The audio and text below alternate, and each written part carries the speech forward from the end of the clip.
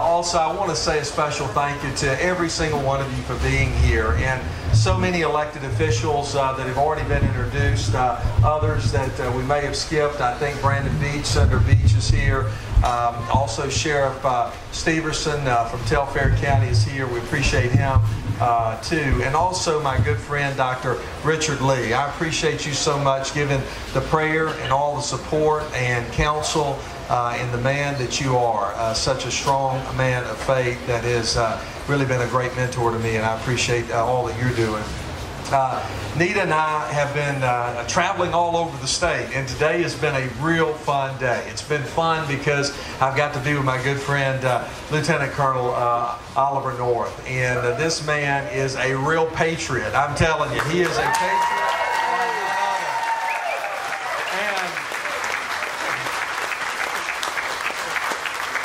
Does not back down, I'm telling you, and I love the fight in him. He has encouraged me so much. He is a man that has great principle, great vision, and great direction, and just being around him today has just given me so much encouragement, and I just value not only what he's done in his life, but also what he's doing by standing up for the Second Amendment as well. I'm telling you, incoming president. Today is our tour where we're demonstrating how we're not only continuing to stand up for the Second Amendment, but we're really fighting to make sure that Georgia is the very best state, continues to be the best state to do business in the nation. We are so blessed when you think about really what Philip had talked about, this partnership that we've had with Governor Deal, and to see this state be the 9th largest economy in the nation, the second fastest growing GDP the fastest growing GDP, not the second, the fastest growing GDP in the entire Southeast is remarkable in itself, including outpacing what Texas has. Over 700,000 jobs that have been created, 40,000 businesses, a venture capital presence that is quadrupled, a tax cut from 6% to 5.5% that totals to $5.7 billion. These are great successes, and we're the envy of the nation, and Georgia is expected to grow by 4 million people in less than 15 years, which is a remarkable task. And my job is to plan and to shape what that growth is going to look like. And we're going to need more roads. We're going to need more bridges. We're going to need the rural broadband across our state. But I will tell you that the great model is what we witnessed when the I-85 bridge collapsed. What happened? It showed us that our infrastructure was built for about half the size of the population that we have today. But the other thing that's remarkable is it demonstrated to us when government gets out of the way and the private sector takes over and you incentivize the private sector to get things done, you can build a bridge back in 45 days. And that's exactly what we're doing. And we're going to continue to do that. And I will tell you, President Trump has been a remarkable partner as well. A wonderful president who is not only cutting taxes, but is doing something that I think is probably going to be the most beneficial of all. I visited the White House about a month ago, and while I was up there, I was talking to his political team, and he said that they made a commitment on the campaign trail for every regulation he puts on the books, he will roll back 2. He's not rolling back 2 for every one. He's rolling back 23. Okay? That's what a Republican does. And that's what, that is unleashing the private sector to do exactly what they know best to do, and that's creating jobs. And it's also going to help us to streamline our process, not only permitting to get businesses up and running, but also building the infrastructure of tomorrow. But I want to pivot to a point that I think is really the most important issue of all.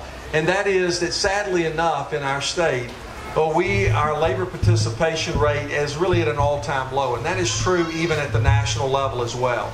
And what do I mean by that? What I mean by that is the fact that too many people that are able-bodied individuals are gaming the system and sitting at home, collecting a check when they need to be at work, okay?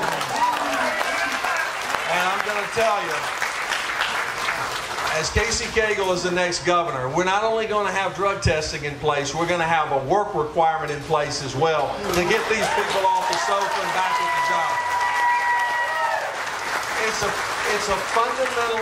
It is a fundamental belief. Do we want government reliance or do we want self-reliance? I believe fundamentally that we want more people to be able to be employed, to be able to provide for themselves, provide for their families. That's what is in our DNA as Georgians and as Americans. And we're going to fight every day to do that. Now, I will tell you, I believe in a safety net for society.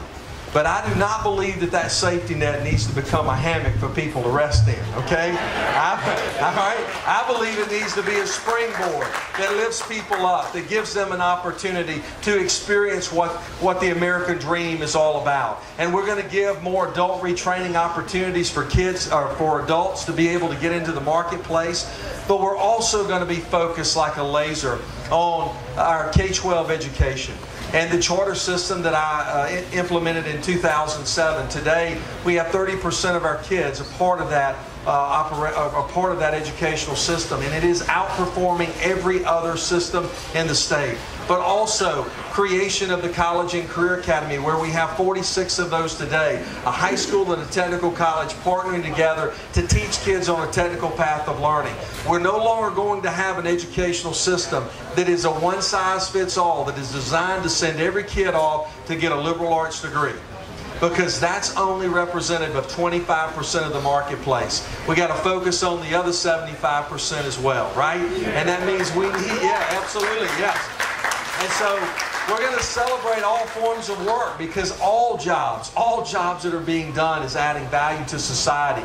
And that is why we're going to create all of these opportunities with the career paths. Whether you want to be a dental hygienist, a radiology technician, a plumber, an electrician, all of those things are going to be available. And we're going to create an economy that has a rising tide, where we're giving kids the ability to have an industry credential that they can go to the marketplace and be able to earn a $40,000, $50,000, $60,000 a year salary. That's the kind of future that we're going to be committed to. And I will tell you that 25% of our kids today live in poverty. We have 40 counties that have 40+% poverty rates. Too many people are turning to that life of entitlement. They're turning to a life of crime. The only way that you break that cycle is giving them a better choice. That is what we're going to wake up and do every single day, because I believe that there is value in work. And I believe that education is the great equalizer. No matter where you come from, no matter what your circumstances, you can end up successfully. And I will tell you, I learned that from my mom, who is here today. When she raised me by herself, when my dad left when I was 3, from a little single wide trailer, from her working 2 jobs to make ends meet, for her kneeling by that bed and saying her prayers and teaching me the value of faith. I will tell you, the 8 elementary schools that I attended, by the time I reached the 6th grade, I was not the guy that was supposed to be the next lieutenant governor or the next governor of the state of Georgia. But ladies and gentlemen, that's what's possible. That's what's possible in a great state like this.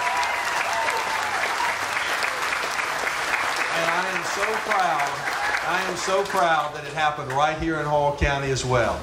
Nita and I, high school sweethearts. The first date was at my church, and the rest was history.